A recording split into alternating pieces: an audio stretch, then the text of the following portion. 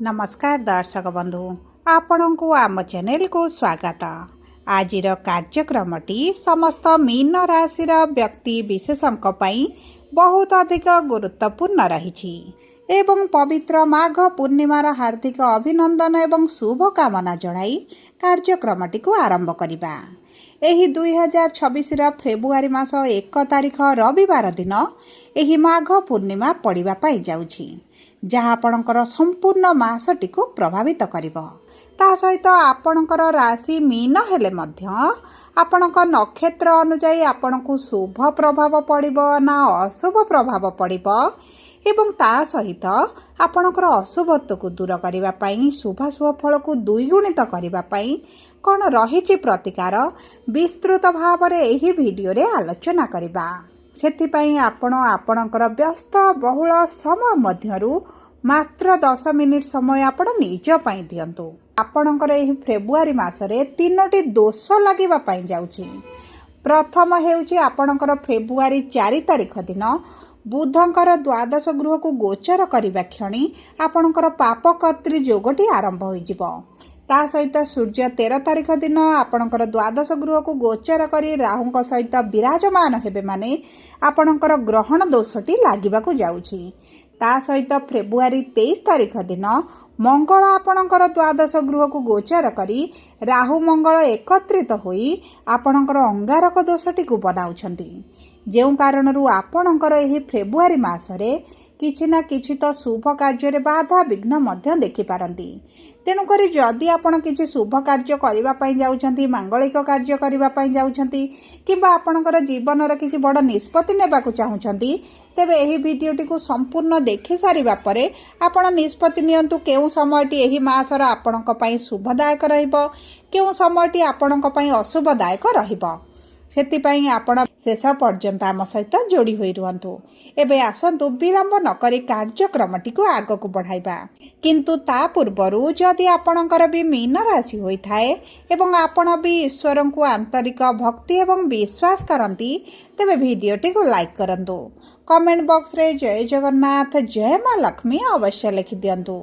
ता सहित आम सह जोगाजोग करिबा पई वीडियोर मध्य भागरे एक व्हाट्सएप नंबर टिए दिया जाइछि, जो नंबर साहाय्य आपण आम सह जोगाजोग करी निजर नूतन कुंडली प्रस्तुत करिपारिबे, कुंडली विश्लेषण कराई परिबे किंबा आपणकर चाकरी, विवाह, व्यवसाय, प्रेम संपर्क, शिक्षा, स्वास्थ्य को नहीं किछि समस्या रहिछि ताहार सहजर एवं स्वल्प मूल्य रे समाधान करिपारिबे।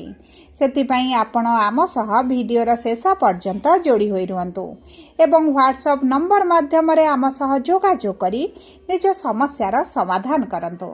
एबे आसंतु कार्यक्रमटी को आग को बढ़ाइबा। परे सर्वप्रथम जानिबा आपणक कर्म क्षेत्र एही मासरे केमिति रहिबो। देखंतु दर्शक बंधु, आपणक कर्मर गृहर स्वामी हेउछन्ते देवगुरु बृहस्पति। आपणकर राशिर स्वामी मध्य देवगुरु बृहस्पति एवं गुरु आपणकर केंद्र रे चतुर्थ गृह रे उच्च स्थिति रे विराजमान करिसंती। तेणु करी आपणकर कर्म क्षेत्र रे शुभ परिवर्तन आपण देखिबे। जदि आपणकर नूतन किछि कार्य आरंभ करिबा पई चाहुचंती, तेबे मध्य आपणक पई शुभदायक रहिबो। ता सहित आपणकर भाग्यर स्वामी मंगल मध्य जेहेतु लाभर गृह रे 23 फेब्रुआरी पर्यंत रहिबे, तेणुकरी आपणकर व्यवसाय हेउ चाकरी रे मध्य आपण बहुत अधिक शुभ परिवर्तन देखिबे। आपणकर मान सम्मान वृद्धि हेबो। आपणकर जदि किछि नूतन कार्य करिबा पई चाहुचंती ताहा मध्य आपण आरंभ करि परिबे किंबा आपणकर कार्य को विस्तार करिबा पई चाहुचंती, व्यवसाय किछि बढ़ाइबा पई चाहुचंती, तेबे आपणक पई बहुत अधिक शुभ समय रहिबो। किंतु मने रखंतु 23 तारिख रे जेतेबेले आपणकर भाग्यर स्वामी द्वादश गृह को गोचर करिबे एवं अंगारक जोग बनाइबे, सेही समय पर जदि आपण कोनोसी कार्यर अर्थटी को इन्वेस्ट न करंती किंबा कोनोसी नूतन कार्य को शुभारंभ न करंती किंबा आपणकर करियर संबंधित किछिटा बड़ न निष्पत्ति नियंती, तेबे आपणक पई भल रहिबो। कारण देखंतु अंगारक जोग जेताले बनि थाए कुंडली रे आपणकर किछि ना किछि तो समस्या बढ़ी थाए, किछि क्षेत्र रे आपणको विफलता मध्य प्रदान करिथांती। तेणु करी जे कोनोसी कार्य जदि आपण नूतन भाव रे आरंभ करिबा पई चाहुचंती, तेबे 23 फेब्रुआरी पूर्वरु जदि करि नियंती आपणको सेतिरे सफलता प्राप्ति हेबो। ता सहित देखंतु जदि आपणकर प्रमोशन हबार अछि किबा ट्रांसफर करिबा पई चाहुचंती किंबा सालारी रे इनक्रिमेंट करबा पई चाहुचंती तेबे एही समयटी आपणक पई अति उत्तम समय रहिबो। ता सहित जदि आपण कर्म पई विदेश जाबाकू चाहुथिले आपणकर विदेश गस्तर बहुत अधिक संभावनाटी देखा जाउछि। आपणकर विदेश रे जदि रहुचंती तेबे मध्य सेठी जहा समस्या आपणकर चलीछि लागि रहिछि सेथिरे किछटा परिवर्तन आसीबो। किंतु आपणकर शनि जेहेतु रहिचंती राशि उपरे आपणकर टिके मानसिक स्थिति दुर्बल रही पारे किंबा आपण टिके कन्फ्यूजन ने रही पारंती। तेणु करी सठिक निष्पत्ति नेबा पई आपण चेष्टा करंतु। भाबी विचार जदि कार्य करिवे तबे आपणक पई शुभदायक रहइबो। एबे आसंतु जानिबा किपरि रहिबो आपणकर आर्थिक क्षेत्रटी। देखंतु एही मासरे आपणकर अर्थर गृहर स्वामी हेउछंती मंगल एवं मंगल आपणकर लाभर गृहरे थिबारु आपण जदि व्यवसाय करूछंती आपणकर इनकम बढ़ी जिवो। आपणकर ए सैलरी वृद्धि होई पारे। आपणको चतुर्पार्श्वरु धन लाभ होई पारे किंबा आपणकर जदि किछि करज बढ़ी जाइछि लोन बढ़ी जाइछि तेबे ताहा मध्ये आपण सुझिबा पई किछि कांसरे सक्षम होई जिवे। एवं एही समय जदि आपण अर्थटी सेविंग करी रखंती तेबे आपणको तो अति उत्तम फल प्राप्त हेबो। एबे आसंतु जानिबा किपरि रहिबा आपणकर शिक्षा। देखंतु शिक्षार गृह को चारोटी शुभ ग्रहंकर दृष्टि रहउछि सूर्य शुक्र बुध एवं मंगल। जेहेतु चारोटी शुभ ग्रह आपणकर शिक्षार गृह को दृष्टि देउछंती आपणकर जदि किछि एग्जाम अछि इंटरव्यू अछि एंट्रांस अछि सेतरे आपणकर परिश्रम अनुसार शुभ फल प्राप्ति हेबो। आपणकर जदि किछि नूतन एडमिशन हबार थिले किंबा आपणकर किछि कोर्स करिबा पई चाहुथिले तेबे आपणको सेथिरे शुभ फल प्राप्ति हेबो। जदि आपणकर प्रेम संपर्क रे अछंती तेबे प्रेम संपर्क रे मध्ये आपणको भला शुभ फल प्राप्ति हेबो। आपण जदि प्रेम संपर्क को विवाह रे परिणत करिबा पई चाहुचंती तेबे मध्ये आपणको पई समयटी शुभदायक रहिछि। एबे आसंतु जानिबा किपरि रहिबा आपणकर विवाह योग एवं वैवाहिक संपर्क। देखंतु आपणकर विवाह गृहर स्वामी हेउचंती बुध जे आपणकर द्वादश गृह को गोचर करिवे ही फेब्रुआरी 4 तारिख दिन। तेणु करी आपणकर विवाह किछिटा विलंब देखि पारंती कि विवाह आपणकर समस्या टिके आसी पारे किंबा आपणकर जदि विवाह पई चेष्टा करूछंती किछि ना किछि कारणवशत हठात विवाह मध्य भांगी पारे। सेति प्रति आपणको टिके दृष्टि मध्य देबाको पड़िबो। जेहेतु गुरु आपणकर शुभ स्थिति रे अछंती शुक्र आपणकर मित्रर गृह को गोचर करिवे आपणकर किछि कांसरे शुभ फल मध्य प्राप्त होई पारे। किंतु आपणकर कुंडली उपरे निर्भर करूछि आपणको केते परिमाणर शुभ फल प्राप्ति हेबो। एही समय आपणको विवाह होई पारिबो बा होई पारिबो नाही।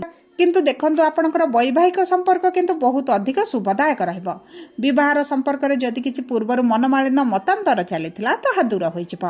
आपणक साथींक सहित आपण किछि तीर्थ स्थान जाई पारंती किछि कार्यक्रम रे जोग देई पारंती किंतु आपणकर टिके खर्चटी वृद्धि हेबो। सेति प्रति आपणको टिके किंतु ध्यान देबाकू पड़िबो। एबे आसंतु जानिबा किपरि रहिबो आपणकर स्वास्थ्य। देखंतु स्वास्थ्य कुंडलीर प्रथम गृहरु जणा पड़े एवं प्रथम गृह रे शनि विराजमान होइछंती किंतु आपणकर राशि स्वामी भल स्थिति रे थिबारु आपणकर मुंड व्यथा मुंडरे टिके समस्या देखा देई पारे किंबा आपणकर स्किन रिलेटेड समस्या होई पारे। विशेष भाव में आपणकर अस्थिगत समस्या आपणको टिके चिंतित करि पारे। ता सहित मेद बहुलता किंबा चर्बी बढ़िबार मध्ये आपणकर संभावनाटी रहिछि। सेति पई आपणक खाद्य पानीय को बहुत अधिक भाव में यत्न नियंतु। आपणकर अशुभत्व को दूर करी शुभाशुभ फल को वृद्धि करबा पई आपण प्रतिदिन गुरुंकर बीज मंत्र 108 थर पाठ करंतु। किंतु जदि आपणकर पूर्व भाद्रपद मीन होइथाय 25/12 तेबे आपण हळदी कलर रुमालटे गोटे पाखरे रखंतु किंबा हळदी कलर फीता गोटे आपण हातर भिड़ंतु। गाय को किछि खाद्य खाइबा पई दियंतु। गुरुजन मानक सम्मान दियंतु। गुरुजन लोकन को किछिटा दान करंतु आपणक पई शुभदायक रहइबो। जदि आपणकर उत्तर भाद्रपद मीन राशि एवं आपणकर नक्षत्राधिपति शनि होइथिबारु आपण गुरुंकर बीज मंत्र पढ़िबा सहित आपण हनुमान चालीसा पाठ करंतु। ता सहित प्रति शनिवार एवं मंगलवार दिन शनि मंदिर रे आपण सोरिष तेल किंबा राशि तेलर दीपटीए जलांतु। आपणक पई बहुत अधिक शुभदायक रहइबो। जदि आपण पारुछंती तेबे सूर्य अस्त पर शनिकर बीज मंत्र पाठ करंतु। आपणकर मानसिक स्थिति परिवर्तन हेबा सहित आपणक वैवाहिक जीवन रे परिवर्तन आसीबो। जदि आपणकर रेवती मीन होइथाय एवं आपणकर नक्षत्राधिपति जेहेतु बुध होइछंती आपण प्रभु गणेशंकर पूजा अर्चना करंतु। गणेशंक पाखरे लड्डू भोग अर्पण करंतु। प्रति सोमवार दिन महादेवंक मंदिर रे पूजा अर्चना करिबा सहित मंदिर रे डाहाण पार्श्व रे गणेशंक मूर्ति पाखरे आपण दुबघास अर्पण करंतु लड्डू भोग दियंतु एवं ओम नमः शिवाय मंत्रटी आपण जदि पाठ करिवे तेबे आपणक पई बहुत अधिक शुभदायक रहइबो।